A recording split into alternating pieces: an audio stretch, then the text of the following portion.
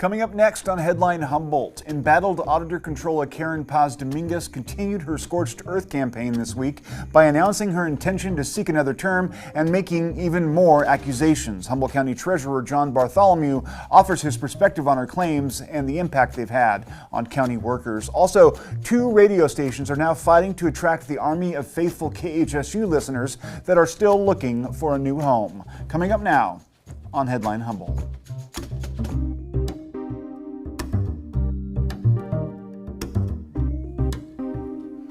Live from the top of Humboldt Hill, this is Headline Humboldt. I'm James Falk. Thanks for joining us. It's called the silly season for a reason. Whenever elections loom, stunts get pulled, accusations get made, and people air dirty laundry hoping to undermine their opponents and burnish their own credentials. In Humboldt tribal elections, some have called these last-minute shenanigans slippery eels, a fitting metaphor for the type of unsubstantiated bombs that were dropped this past week by supporters of Humboldt County Auditor Controller Karen Dominguez. You've heard that name before. She's the incumbent auditor who has made waves in recent weeks and months by calling out supposed corruption on behalf of county supervisors and staff, all while failing herself to meet the county's financial filing obligations. A tranche of documents released by an at times profane Thomas Edrington, which were obtained through a Public Records Act request, were touted by him to be the smoking gun of county malfeasance. After a thorough review, I've found no such evidence. Granted, some of the details are a bit above my pay grade, but they primarily contain a number of conversations between Dominguez and her colleagues in county government where the toxicity level is high, a lot of accusations are thrown around, but little actual proof is provided. The fact that these releases were made the day Dominguez announced her re-election campaign, that's a slippery eel. So if you want to check out the documents yourself, there's a link in our YouTube description. In the meantime, this week, we'll cover Dominguez's re-election announcement and get some perspective and response from Humboldt County Treasurer Tax Collector John Bartholomew, an expert in all the related issues and someone who in the past has given Dominguez some benefit of the doubt. That's really the best we can do when the water is muddy and motives are so clearly suspect. Here's KEET contributor Ryan Hudson covering Dominguez's re-election announcement earlier this week. Looking towards the June 7th election, Karen Dominguez delivered a scathing account of her office's assessment of county financial issues as she made a bid for her second term as the Auditor Controller.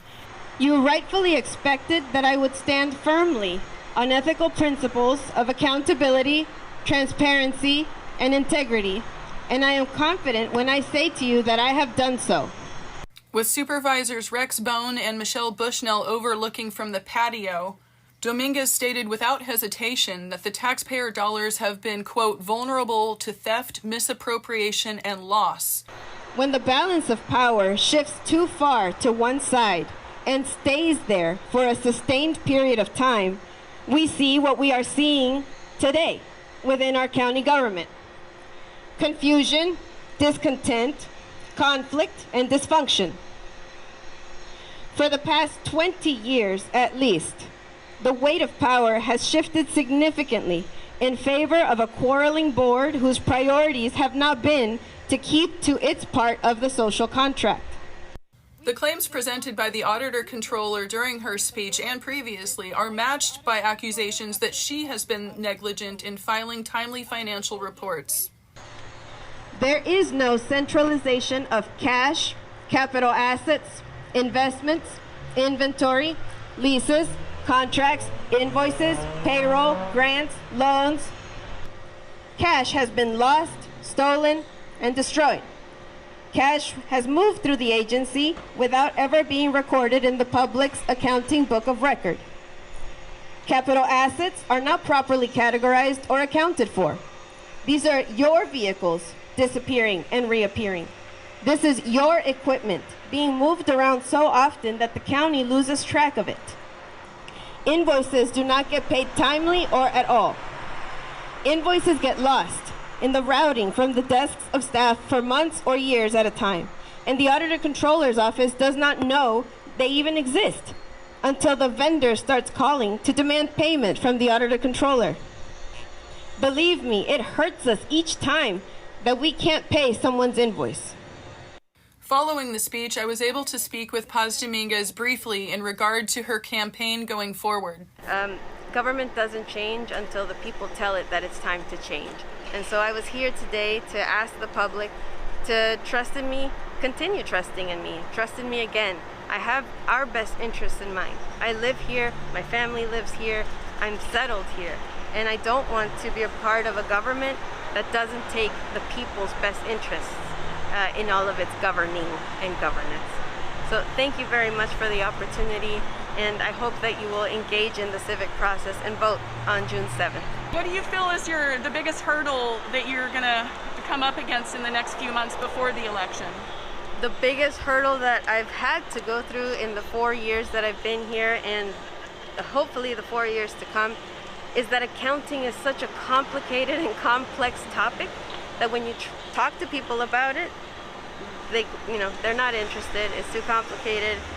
When the press writes about it, they tend to say she provided complicated spreadsheets, right? And they miss the point. It's not a sexy topic to write about. Well, it depends. I think accounting is pretty sexy. Well, I appreciate that sentiment, and I hope that you can bring to light some more of the details that are less understood by the public. And we look forward to talking to you in the future throughout your campaign, seeing how things go. Thank you very much, Ryan. Thank you. Hold on for just a second. John Bartholomew. Hold on for just a second. Okay, here we go. My bad. Humboldt County Treasurer Tax Collector John Bartholomew reviewed the documents released by Edgerton and met with us earlier today via Zoom to offer his perspective. John Bartholomew, Humboldt County Treasurer Tax Collector, thanks for joining us here on KEET TV, Headline Humboldt.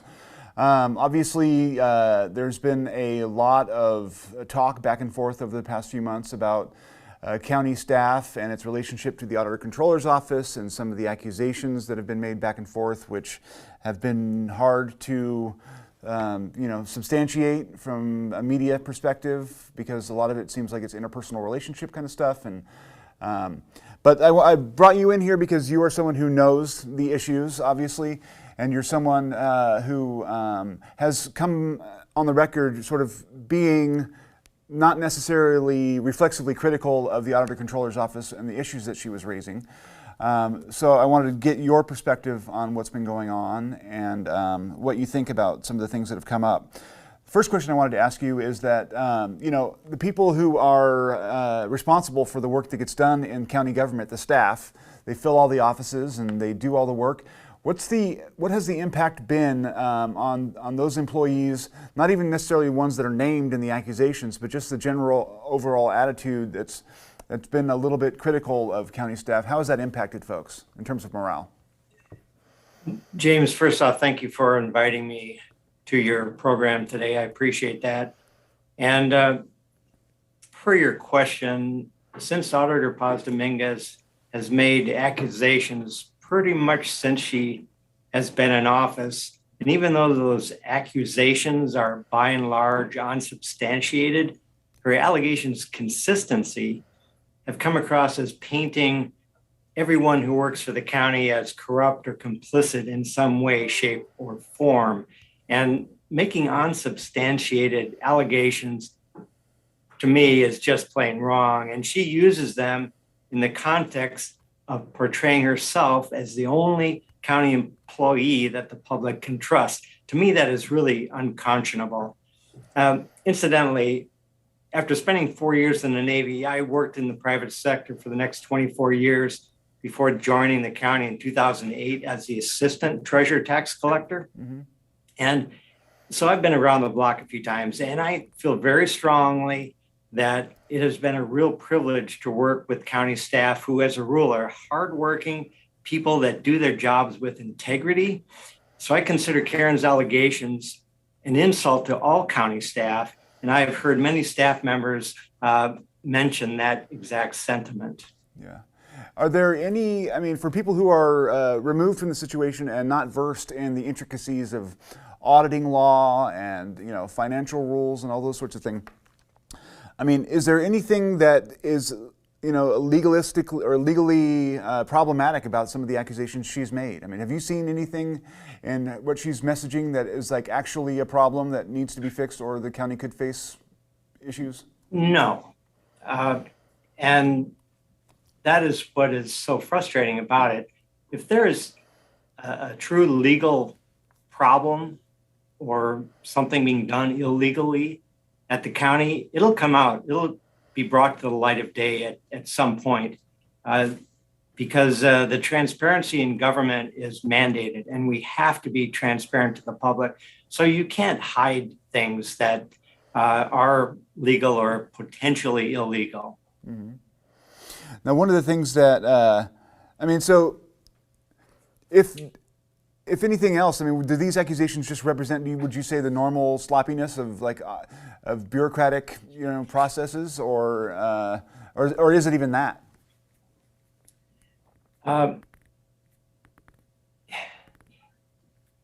There is, people are people, and their mistakes are made, and I consider county work to not be sloppy, mm-hmm. and we are so highly regulated yeah. that we have to do the jobs as are mandated by state, federal, and local code.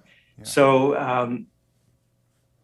there's not a whole lot I of would room. not consider it sloppy. Yes. Yeah, two of the things that we mentioned before in our previous conversation, where that seemed rather major, which were like the stolen $124 or whatever amount that was, and the vehicle that was sold in the sheriff's office. Those things have been noticed before and have been largely corrected, right? So this isn't anything new that people are suddenly, coming out with. You're absolutely right, James. And the $124 that was stolen and discovered, it was handled per the policies and procedures in place at that time. Since then, we have written a cash handling policy that every county department must follow at all times. And so we've tightened the potential opportunities for fraud. And so they are much less likely to take place going forward. And by the way, $124 is the only true theft that I'm aware of ever having taken place at the county within county operations. I know that there have been some people that have been found to have done illegal activities outside the county, mm-hmm. and beyond their jobs, but they were caught.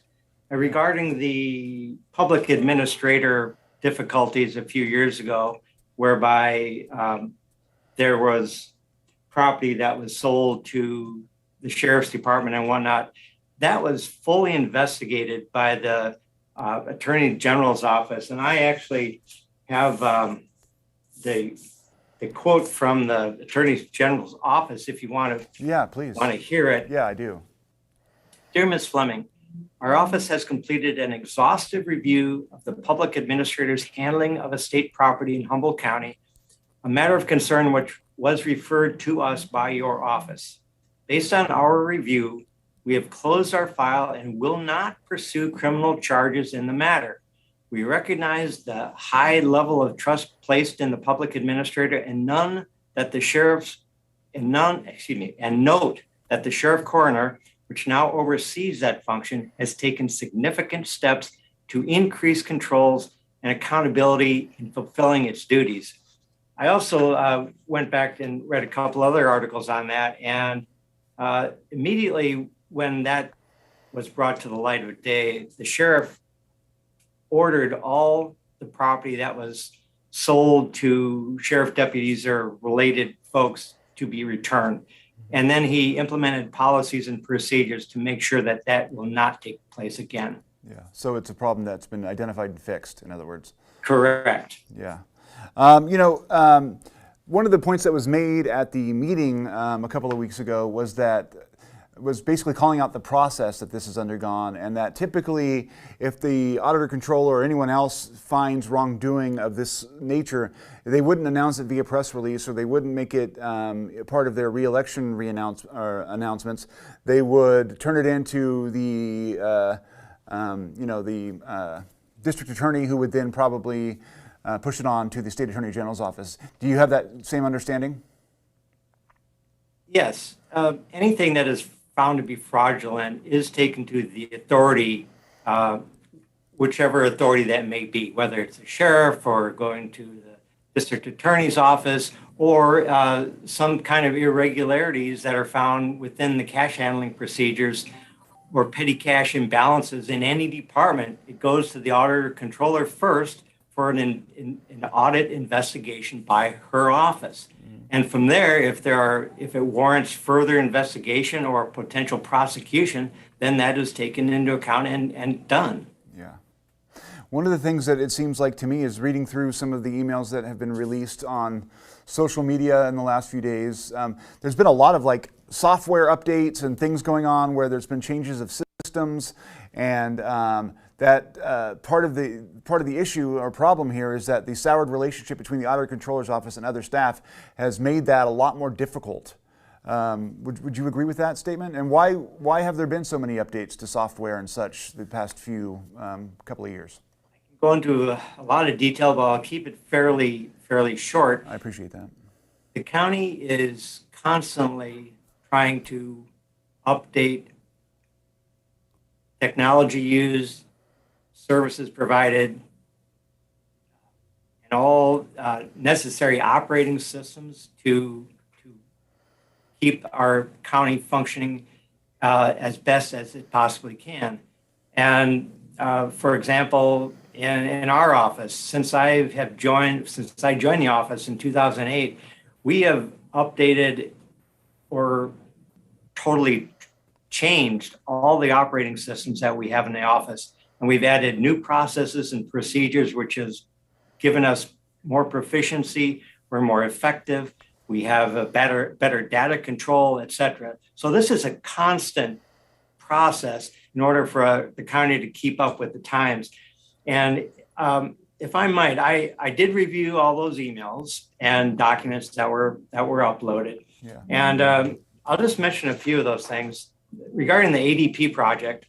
And that was a project to basically have a private contractor handle much of the payroll process. Mm-hmm. That was a project that was directed by the Board of Supervisors. And that direction meant that any department that had any connection to or requirement for the payroll process had to engage in getting that project completed. Mm-hmm. And Jeremy Clark was the project manager, and he did an incredible job coordinating between ADP and all the county departments to make sure the project rolled along at the required schedule for the timeline of it being accomplished. And unfortunately, a huge amount of staff time was utilized and resources expended to try to get that project off the ground. And ultimately, it was terminated. Yeah. But the reason it was terminated is because ADP sold the county on specific functionalities that the county requires and what the county was told would be available once the project was completed. But after the county expended a long period of time and lots of staff hours and money towards getting the project in place, mm-hmm. ADP, all of a sudden, they could not provide all the functionality that the county requires. Yeah. And so to me, if there's any fraud at all involved with that project, it was on ADP's fault, on ADP's side. For overpromising. And so it's really been twisted in the context of these accusations as being something that county staff were responsible for the failure of. Yeah. And that's not true. And Karen has used it oftentimes in her discussions and whatnot. And had she fully engaged with that project, which all other staff did and were required to do, mm-hmm. it would have been determined a lot sooner that ADP could not provide all the functionality that they said they would be able to do. So the project would have been terminated sooner than it was. Yeah. I think that Karen's incompetent managerial abilities, or lack of competent managerial abilities, coupled with her belief that she is right in nearly all circumstances, has it created a brain drain from the Auditor Controller's office when she took over, which led to payroll being moved over to HR and many long-term competent staff members to leave to other jobs or retire. And that removed a significant amount of institutional knowledge. And so it's been a very difficult transition for many, many people.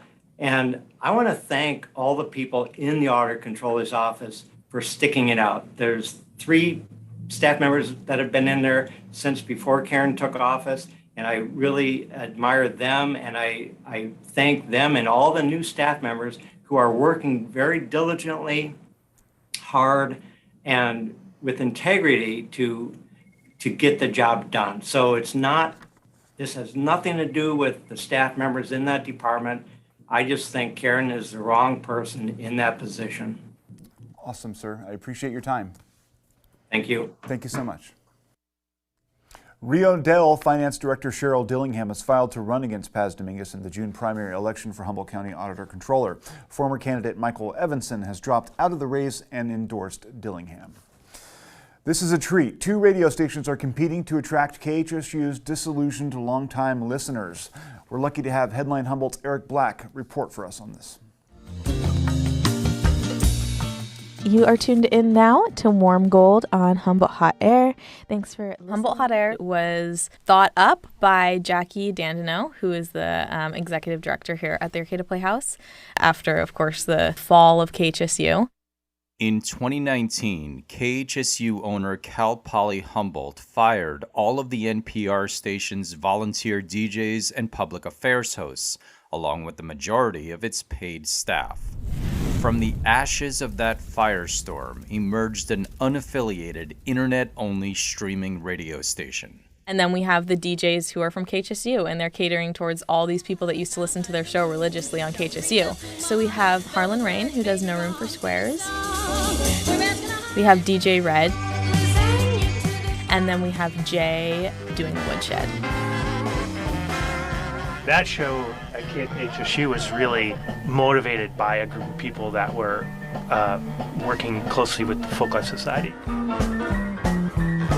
The boundaries of the show are a little broader, mixing old and new, everything from string band music in a traditional sense to very up-and-coming kind of avant-garde style music, electric, acoustic. As a kid, I used to go on my dad's radio show a lot, which was Fogu, also on KHSU. Narrowly, rip into it. A pretty planet spinning in space.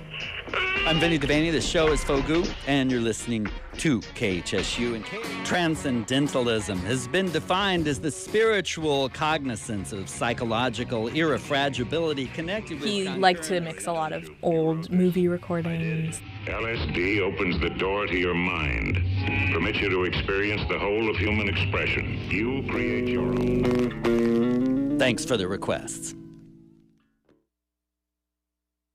Bob Doran was what my dad called the executive producer of Fogu, and now he's doing a show.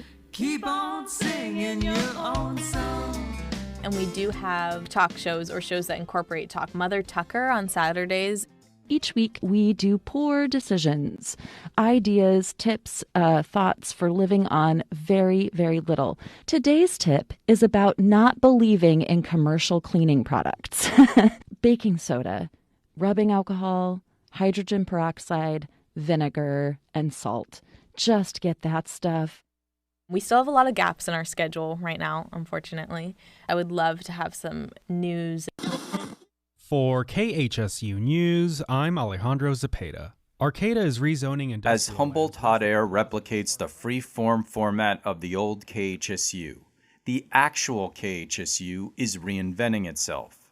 Although its music collection sits in storage in Samoa, the station has revived one of its 4 theater arts production studios. KHSU broadcasts exclusively national news shows, but last spring, Cal Poly hired Capital Public Radio in Sacramento and Chico's North State Public Radio to manage KHSU. The mandate, as written into the management agreement, is to return public radio in its full scope. We would want to flesh out what those national programs are, offer a greater variety, and at the same time, supplement with original reporting, local reporting. To strengthen KHSU's reporting, Phil Wilkie hired me last summer to report local news. Following my February resignation, my former colleague Alejandro Zepeda continues anchoring weather forecasts, news bulletins, and conversations with community leaders. Today we are meeting with Julie Andre of North Coast Homeshare. North Coast Homeshare. The more relevant we can make the news coverage, then hopefully it's something that they choose to support with monthly or annual donations. And then hopefully the ratings keep coming up and the people who had business announcements on air will want to come back. Many of the donors that you mention, they will likely say, we want the old KHSU back. What do you say to those people? The university decided to go in a different direction with KHSU. We are here facilitating that direction. Is it fair to interpret your statement about a new direction as meaning that there is very little chance there's going to be local music DJs on KHSU anytime in the future? Certainly not in the short term. We haven't really had the chance to explore what that additional national programming is yet. We want to get that on and reestablish listenership, period, before we add any more local programming. I think it makes the most sense to focus in on being an internet radio station right now. We could really create who we are as an internet radio station and then just add in the terrestrial part. We are listening to adult contemporary music. Humboldt Hot Air thanks Wild Berries Marketplace for its long-running strong support of community radio in Humboldt County. Wild Berries is happy to continue supporting KHSU legacy programs along with many adventurous news shows that have only been heard right here. It's a brand new day at Humboldt Hot Air. Head over to the home of... Symbolically, we definitely represent kind of a rebirth of KHSU. It makes me feel really happy that listeners are finding something in us that they found in KHSU, because KHSU was such an important thing for so many people.